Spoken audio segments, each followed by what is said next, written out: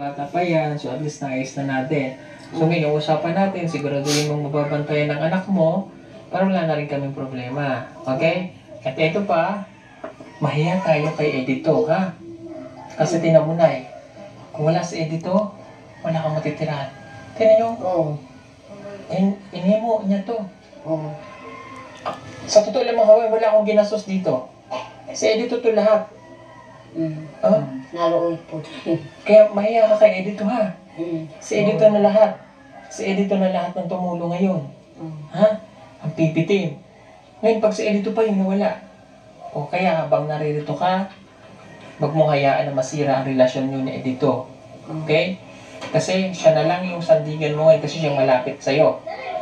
Kami kung ano sabihin namin sa kanya para sa kabubuti nyo, susundin niya lang at susundin mo.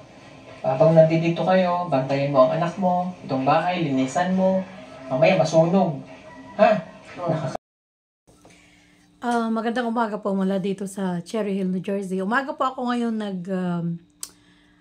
video kasi aalis kami ng mga kaibigan ko, pero i-update ko kayo about that. So, I'm sorry ha, nagiging emotional ako kasi pinapanood ko to. At yung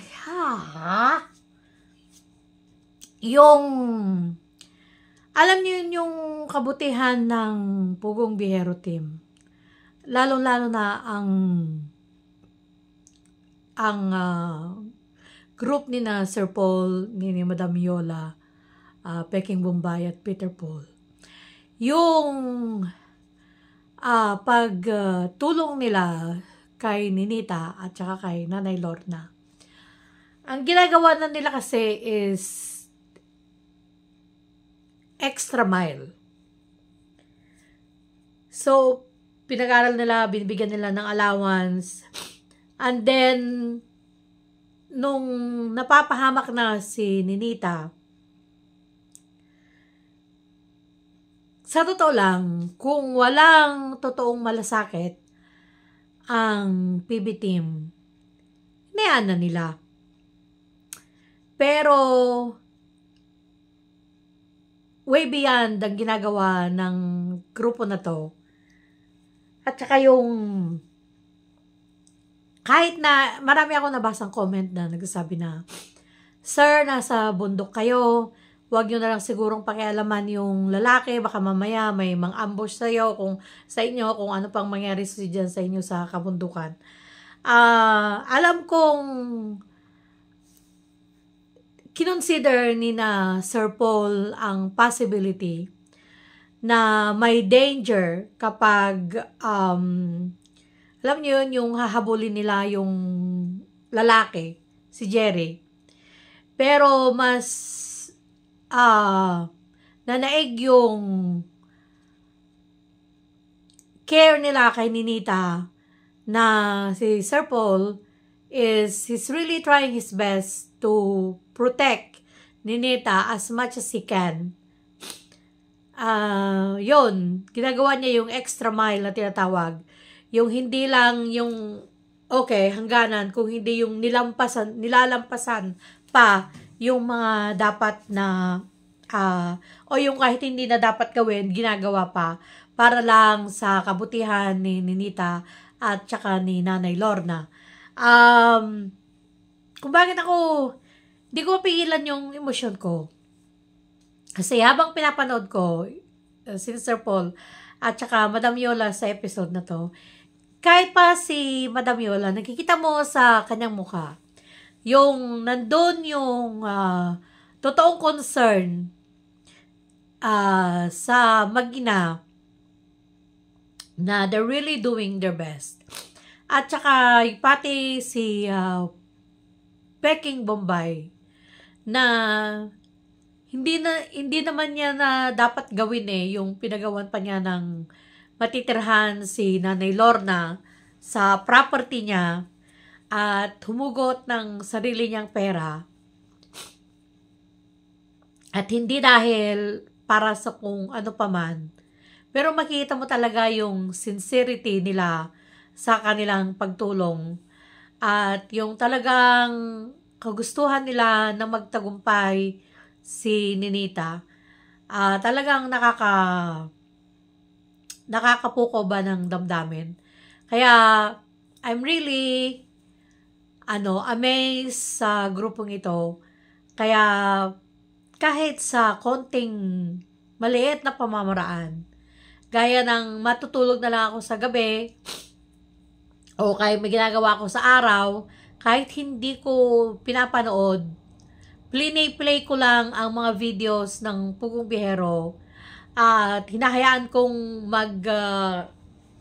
mag-ads, hinahayaan ko lang dyan, sige, play lang ako ng play. Kahit may mga ginagawa ako, nagluluto ako, naglilinis ako, or whatever, naka-play po yung TV ko, yung YouTube channel ni Sir Paul. Para lang sa ganun is, kahit yun man lang ang pwede kong maitulong sa grupong ito, dahil talagang hangang-hanga ako talaga sa kanila, yung alam mo yun kasi, mararamdaman mo kasi kapag the sincerity is there. At, grabe. Kaya, Sir Paul, maraming salamat po for just being you.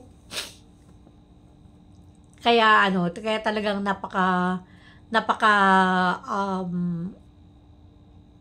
yung support ko sa grupong ito is talagang 101%. So, gaya nga ng paulit-ulit na sinasabi ni Sir Paul, na itong tungkol kay Ninita is hindi drama, hindi prank, hindi teleserye, alam ko ang tawag dito. Ito naman yung tinatawag na reality TV show. Kasi parang dito sa Amerika, kaya dito yumaman yung mga Kardashians. Dahil may reality show sila noon pa, kailan pa yung nag-umpisa, na may camera sa kanilang loob ng bahay at kung saan silang magpunta, laging naka-video yan kung ano yung talagang totoong nangyayari, nakasubaybay lang ang camera. At yun ang pinapalabas sa reality TV show na yun. So parang ganun na ngayon ang nangyayari kay Ninita. Alam niyo yun, yung dahil sa kagustuhan ng PB team na talagang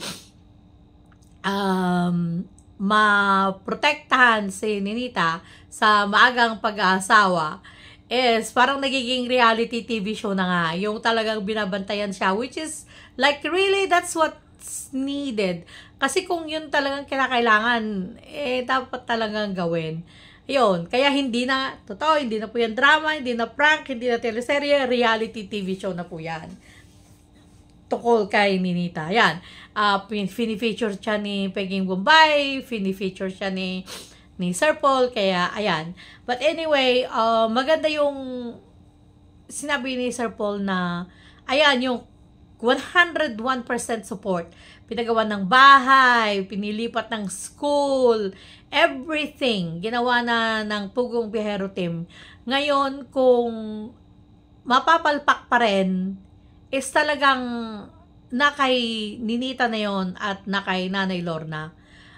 Lalong-lalo na kay Nanay Lorna talaga, dahil siya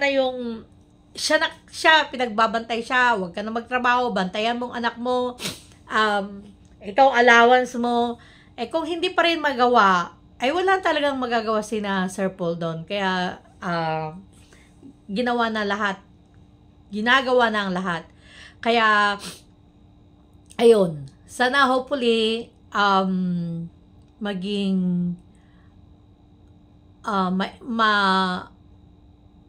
what's the term? Maging masikap si Nanay Lorna sa pagbabantay sa anak, at hindi yung kukonsintihin, magsisinungaling, pagtatakpan ng anak. Yes, nanay, pero at the end of the day, kinakailangan mo. Kasi ganito yan kaya ang mga anak natututong nagsisinungaling. Kasi kapag nagsisinungaling ang nanay at lumalaki sila na nakikita yung pagsisinungaling ng nanay, malamang sa malamang, magiging sinungaling din po ang anak. Kaya, kay nanay, ito po is, the ball is already in Nanay Lorna's court na tinatawag. Nasa court na ni Nanay Lorna ang bola. Nasa kanya na, depende na kung paano siya maglaro para nang sa doon sila ay manalo. Eh kung babaliwalain, well, tignan mo naman, like 100 full support ang Pugong Bihero team at sana magiging okay na ang lahat at sana maging safe sina Sir Paul sa kanilang pag going around in the mountains. Maraming salamat po. Sorry po sa kaartehan ko. Ako'y madrama.